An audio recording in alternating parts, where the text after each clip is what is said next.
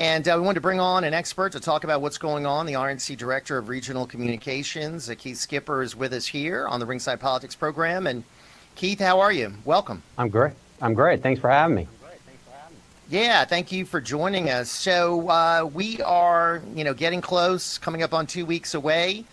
How is it looking for the Republican Party? I mean, we couldn't be in a stronger position than we could be in right now. I mean, we're going to hit 80 million voter contacts this weekend. Our 20th state will have hit their 1 millionth voter contact in New Hampshire by the end of the weekend. Obviously, we feel the momentum. We see the momentum. Even the media can't even cook their polls to show that Democrats have any signs of life out there. But we can't let up now. I mean, we still have 17 more days. If we keep on working and doing what we've been doing, we're going to win a bunch of races that even I didn't foresee and that Democrats definitely didn't foresee. And we're going to have a lot more unemployed Democrats hitting their districts and going home for good in January. Well, boy, that'd be a great thing. So what is the polling showing right now as far as the balance of power? I mean, look, we are, like I said, I mean, we are on a rocket right now. All of our Senate candidates are surging. They're going in the right direction. Blake Masters is going in the right direction. Adam Laxalt has led 9 of the last 10 polls since September. A new poll showed Oz tied. Ted Budd has opened up a wide lead in North Carolina. Herschel Walker is in a dogfight, and no matter what smear attacks Democrats lob at him, they're not sticking. And so we are going to take back that House. We're going to take back that Senate.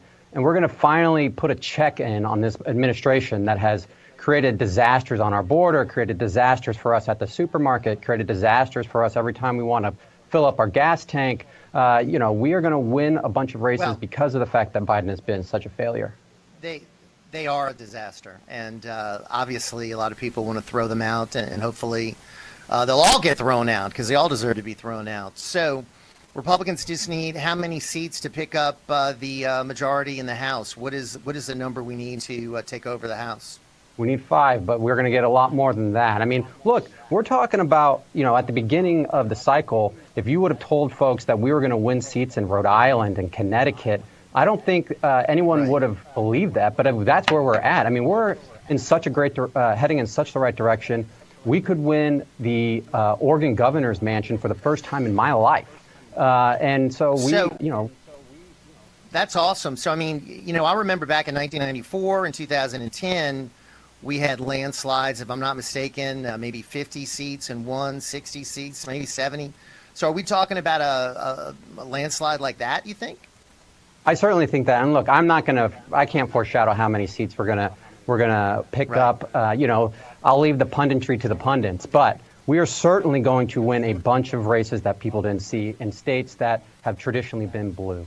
And we are going to see, I think, a wave that rivals 94 and 2010, even 2014 when we took back the Senate.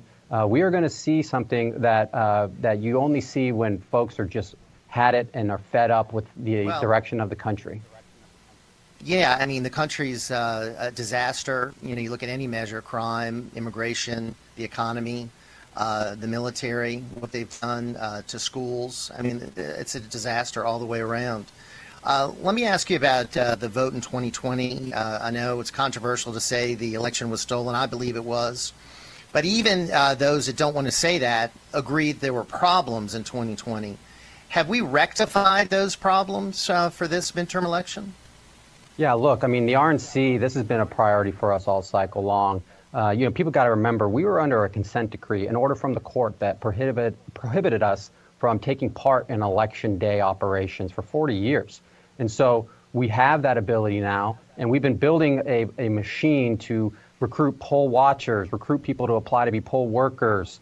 We have 17 election integrity directors across this country, and we are going to have 100% coverage in states that we need to have 100% coverage when it comes to volunteers and poll watchers. And so, we are working day and night to make sure that people have the confidence and there's the transparency in these elections that everyone deserves. And we continue to build on that every day. I am a big believer in voting on Election Day. I like doing it the old-fashioned way, in person, with an ID in my hand, voting Election Day. And I've been encouraging people to do that. Others seem to enjoy the early voting, and they do it. I've got a real problem with drop boxes and mail-in ballots because I think those are easy to manipulate and fraud can occur there. What is the RNC doing to make sure that doesn't happen again?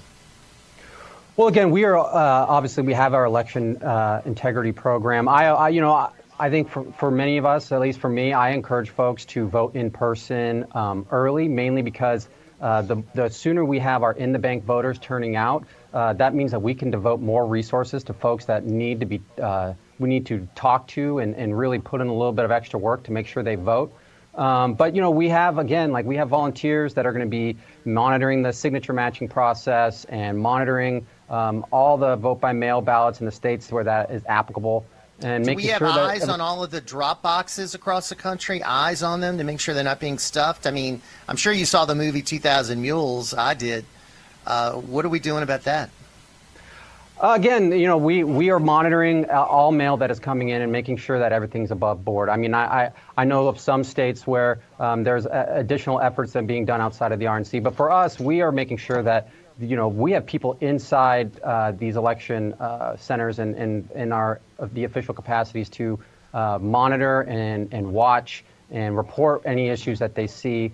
I mean, we have a 24-hour operation, right now, and we're going to be working day and night to ensure that people get the transparency they deserve in elections and all that. My recommendation would be that every one of these drop boxes be monitored to make sure that we don't have the kind of stuffing that has occurred before. And that's what I worry about. And, of course, the mail-in ballots, I've got no confidence in that. So I agree with you. If you want to vote early, vote in person. And I, love people voting Election Day. So hopefully with the increased efforts, I know some states have passed some laws to improve voter integrity, such as Georgia. And let's hope that all that helps, Keith, to make sure that this election is fair and that we have voter integrity. Any final comments you want to leave with our viewers? Yeah. Well, I just do want to point out what you talked about with the Georgia vote law. There was a lot of fear mongering that was going on, and if you look at the voter suppression that's going on today, I would say that we are doing a terrible job. If you listen, if Stacey Abrams and what they said, we're at record turnout in Georgia right now, and it's because we are committed to making it easier to vote and harder to cheat. And Georgia's the exact example of what we all can point to as far as laws that work, laws that protect elections, provide integrity, provide transparency, but also gives people ample opportunity to vote. So if you're in Georgia, go out and vote today. Make sure you're voting for Herschel Walker, Chris West, Governor Kemp. Let's send a message to Democrats that you may have cost $100 million to the Atlanta economy, but we are going to make sure that you never, ever see elected office again. I hope the monitoring's there. All right, Keith, thank you very much. Appreciate it. That's Keith Schipper with us of the RNC.